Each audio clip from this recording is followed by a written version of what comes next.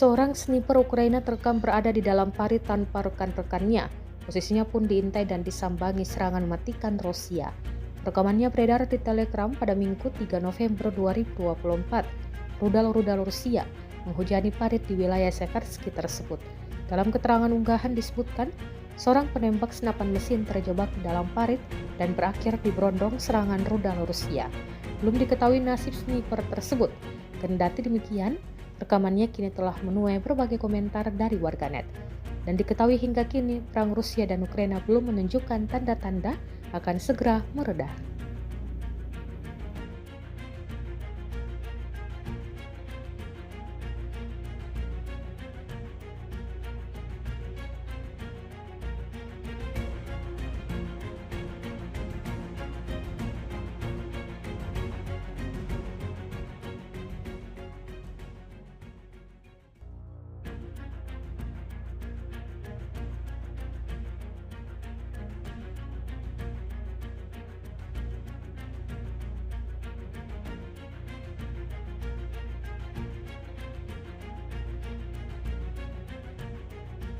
Download Tribun X sekarang, menghadirkan lokal menjadi Indonesia.